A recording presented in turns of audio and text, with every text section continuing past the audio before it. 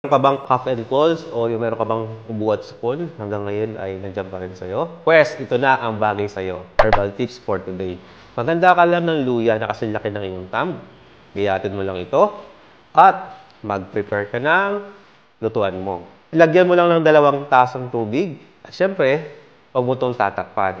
Pag nilagay mo na yung luya, antayin mo lang itong kumulo ng 15 minutes pero sa mababa ang apoy. After 15 minutes na kumulo nito, sasali mo na to sa iyong tasa. Don't expect na 2 tasa pa rin yung magiging sabaw nito. Halos magiging 3/4 na lang to sa 1 tasa.